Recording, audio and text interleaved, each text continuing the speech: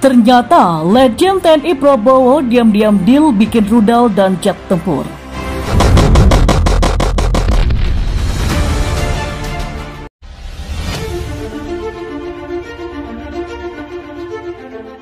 Teka-teki persenjataan yang akan dipersiapkan Letnan Jenderal TNI Purnawirawan Prabowo Subianto untuk memenuhi kebutuhan pertahanan militer Tentara Nasional Indonesia mulai terungkap.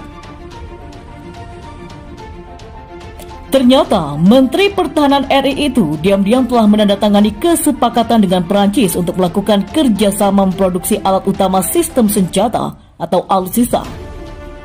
Nota kesepakatan kerjasama persenjataan itu telah ditandatangani oleh Legend TNI Prabowo dan juga Menteri Angkatan Bersenjata Republik Perancis Florence Parly. Kerjasama ini tertuang dalam nota kesepakatan kerjasama yang baru saja diedarkan lembaga KRIS melalui jaringan media sosialnya. Lembaga KRIS menulis mendapatkan lembaran nota kesepakatan itu dari Kementerian Luar Negeri Republik Indonesia. Dilansir dari FIFA Militer, dalam kerjasama itu disepakati beberapa poin penting, terutama soal jenis alutsista yang disepakati akan diproduksi bersama. Di antaranya adalah pesawat tempur canggih Perancis, Dassault Rafale, lalu kapal selam Scorpion, kemudian rudal MBDA missiles, dan kapal perang Lafayette class frigate. Dalam nota kesepakatan itu tertulis disepakati dan ditandatangani di Indonesia pada 4 Agustus 2020 lalu, di Paris pada 17 Agustus 2020. Seperti diketahui, selama ini sudah banyak mencuat berbagai rencana Komandan Jenderal Komando Pasukan Khusus atau Kopassus ke-13 itu untuk membangun alutsista dengan berbagai negara, mulai dari Korea Selatan hingga Amerika Serikat, terutama soal pengadaan pesawat tempur TNI. Setahun perjalanan Prabowo memimpin Kementerian Pertahanan, gerak langkah cepatnya untuk memenuhi kebutuhan alutsista TNI perlu diapresiasi. Posisi geostrategis dan geopolitik Indonesia jika dikawinkan dengan dinamika konflik kawasan membuat kita sadar diri dan tahu diri bahwa sejatinya pagar pengamanan teritori kita belum memadai. Prabowo melihat itu dalam kacamata out of the box, bahasa kerennya beyond visual range. Contoh terakhir ditemukannya drone di bawah air milik Angkatan Laut China di perairan strategis Selat Makassar beberapa hari yang lalu. Ini menunjukkan bahwa potensi infiltrasi militer asing lewat teknologi drone dan atau kapal selam sangat jelas.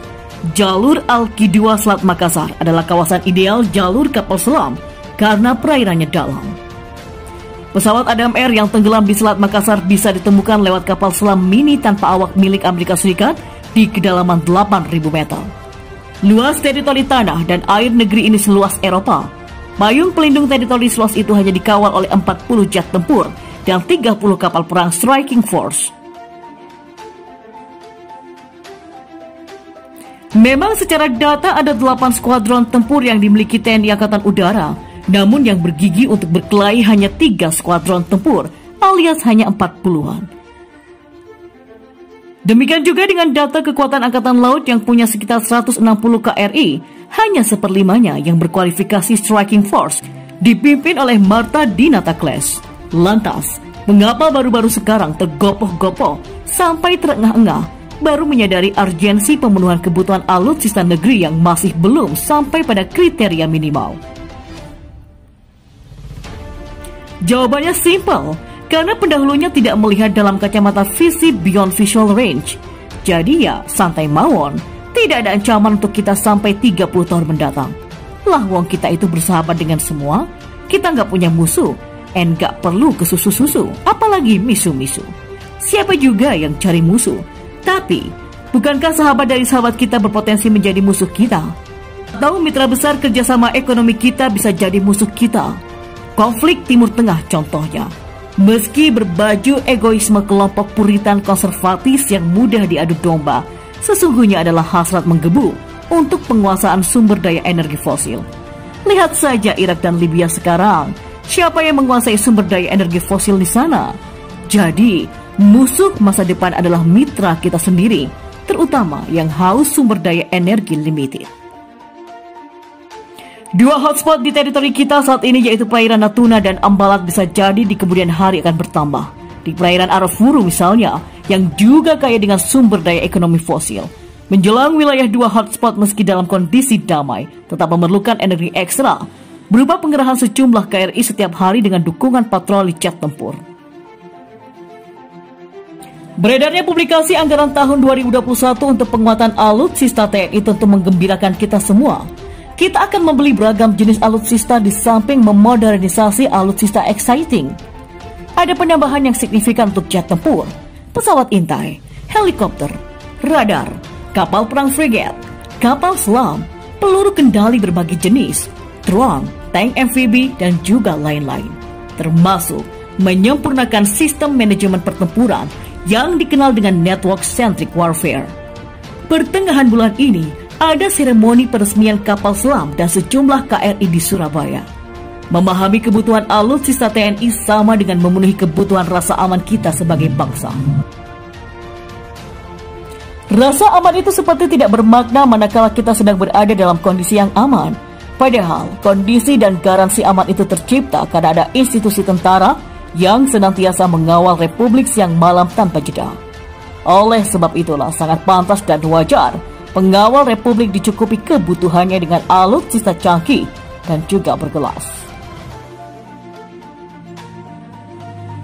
Kekuatan alutsista TNI yang modern berteknologi canggih interoperability adalah nilai marwah dan harga diri Republik.